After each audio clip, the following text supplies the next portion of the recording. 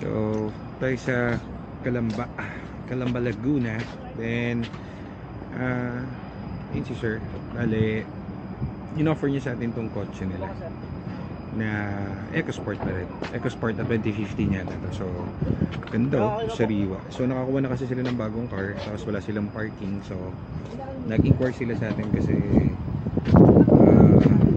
wala na silang pa-parking nga nito. So, dito sila nakapark sa ano. Saan ba to? Anong mall to? Sorry guys, di ko alam. Calamba na mall. Okay, oh. So, dali natin tong Fiesta natin na maganda. Ganda, manakman nito. Sarap matulog sa loob, eh.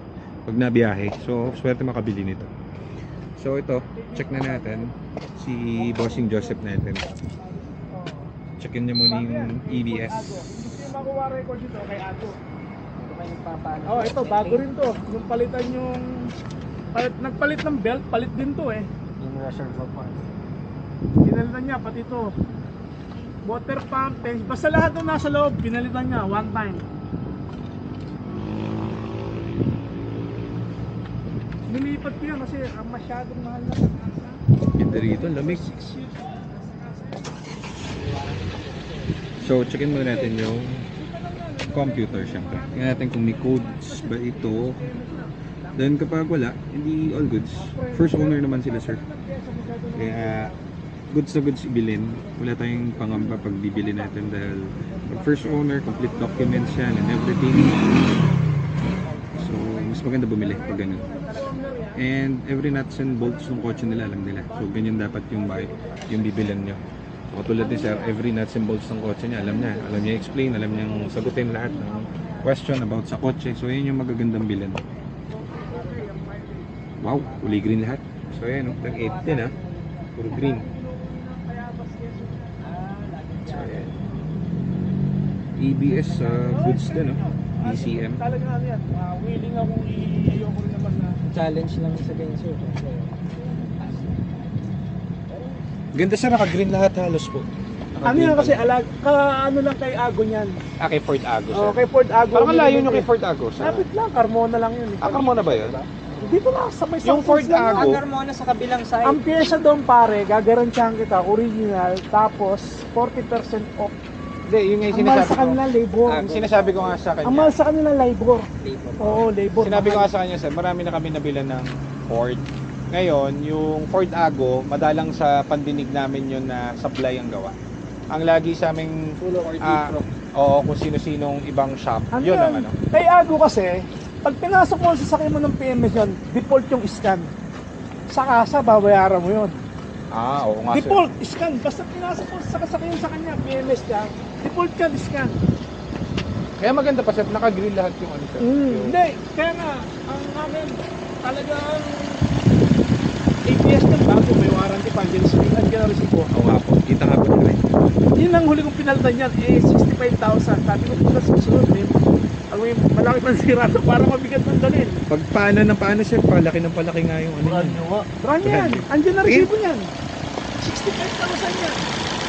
Andyan na resibo, last December lang. Oo nga, sir.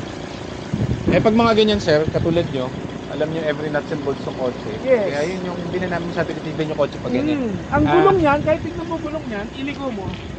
Last ano lang, halos 95% ng tire niyan. Nagtaas ako ng konti para di matagtag. So yan, yun yung malulupit na seller. Alam lahat ng parts ng kotse. Naglaki kayo ng sir. So, pag mga ganyan yung seller natin, hindi na halos tinitignan yung ano, kotse. Kasi tinitignan yung binibila. Pero So, yun ang technique dyan. Kasi, kailan ko lang Yan sila, sir.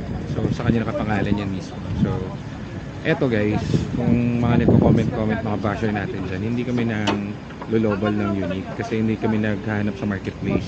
For your information, meron kaming system na yung client namin mismo ang mag-o-offer sa amin ng kotse. Then, yung presyo nila, yun ang sinusunod namin. So, bago namin sila puntahan, may presyo na sila in mind. So, hindi kami nang buburaot or ng ng client. Katulad yan nila, sir. So, sila ang mismong nag-inquire sa amin. Hindi kami ang pumunta at kinulit sila na binibenta ba yung kotse nila. Hindi, kahit minsan. Kaya wala kaming kahit sino agent or everything. So, yan. Ayun, bagong chook nila, sir. Tapos meron pa sila isang palabas na kotse kaya binibenta. So ito naman, kaya natin ginagawa tong video is to help din yung mga tao na bibili ng kotse, kung ano yung mga dapat tignan.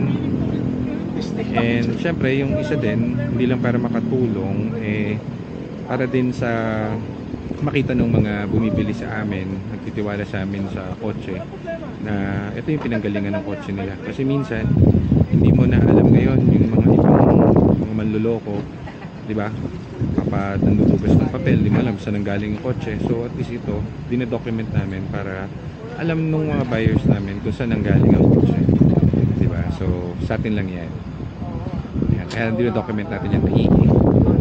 Para long run, alam nila kung pagtanong, sir, sinong first owner ito? Sir, ito, meron tayong video niyan. Meron tayong vlog niyan about dun sa may-ari. So, nanghingi naman tayong permission dun sa may-ari, syempre. Katulad yan nila, sir.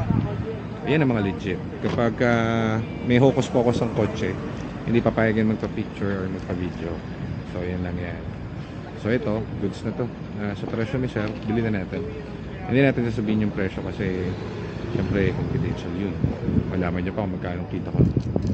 Pero maliit lang yan. Siguro mga... Kasi po, ano pa yan i-detail pa yan and finishing pa. So, may mga overhead pa rin tayo pati dun sa mga advertisement. So, most likely, kada isang unit, mga 20k, mga ganyan. Depende kung magbibenta agad. Mga ganun lang. Ngayon, pag may question kayo, comment lang kayo. Tapos, tulungan ko kayo if ever kaya.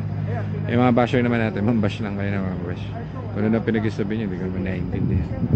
So, yung mga gusto lang na matuto and yung mga gustong pakinig ng tips, so ayan, i-comment lang kayo para may questions kayo o kung ano man. Masagot natin. So, ayan lang muna.